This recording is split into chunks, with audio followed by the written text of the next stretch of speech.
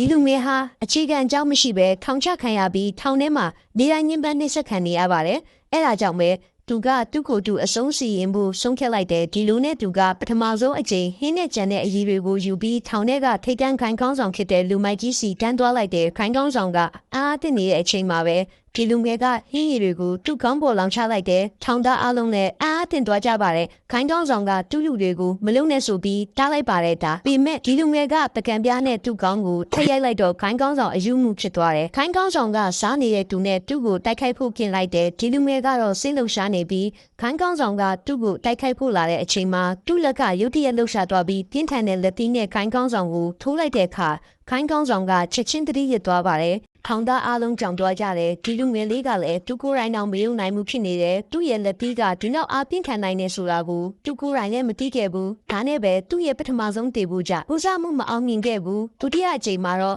ဒီလူငယ်ကထောင်ထဲကစစ်တစအချင်းသားကိုရန်စဖို့ဆုံးဖြတ်လိုက်တယ်ဒါကြောင့်သူကဒီတစ်ခါမှာတော့ရင်ဘက်မှာအနီအောင်ကပြတ်တက်ထားတဲ့အချင်းသားတယောက်ကိုရွေးချယ်လိုက်တယ်ဘာကြောင့်လဲဆိုရင်တော့ဒီလူကထောင်ထဲမှာကြောက်စရာအကောင်းဆုံးစိတ်တစအချင်းသားဖြစ်နေလို့ဖြစ်ပါတယ်ဒီထောင်သားကိုအဆောင်တွေတော့မထီးရဲကြဘူးဒါပေမဲ့ဒီလူငယ်ကသူ့ကိုယ်သူတေဖို့ဆုံးဖြတ်ထားတဲ့အတွက်ဒီလူကိုစတင်နောက်ဆက်တဲ့သူ့မိသားစုကိုဆဲဆိုတဲ့ကိုနဲ့ထိပြီးစိတ်ဆိုးအောင်လုပ်တဲ့အဲ့ဒီအချိန်မှာပဲတက်ဖြတ်သူကဓာထုတ်လာတဲ့ဒီလူငယ်ကမျောရင်းချက်တွေနဲ့ဓာကိုယူပြီးသူ့လေဘင်းမှာတင်ကနားကိုမြင်မြန်တက်အလိုអော်တယ်ဒါပေမဲ့ဒီတက်ဖြတ်သူကကြောက်နေပြီးမတည့်ရဲတော့ဘူးသူ့ထက်ပိုယူတဲ့လူကိုမြင်ပြီးငူကျွေးကမြေပြင်ပေါ်လဲကျသွားတယ်။ဒါနဲ့သူကဒုတိယအချိန်မှလည်းမအောင်မြင်ခဲ့ဘူး။သူ့အကြောင်းကထောင်တစ်ခုလုံးကဲနံသွားပြီးဘသူကမှသူ့စီမကဲရဲကြတော့ဘူး။ထမင်းဝေရဲ့သူတွေတောင်သူ့ကိုမကြည့်ရဲဘူး။သူ့ကိုစိတ်မဆိုးအောင်အဖိုးထမင်းတောင်ထည့်ပေးနေရတယ်။ဒါပေမဲ့ဒါတွေကသူ့လူချင်းတာမဟုတ်ဘူး။ဒီနေ့မှထောင်ကနေထွက်ပြေးဖို့ကြိုးစားတဲ့အတွက်အဆောင်တွေရဲ့တနက်နဲ့တစ်သက်ခံရလိုက်ရတဲ့အချင်းသားအကြောင်းကို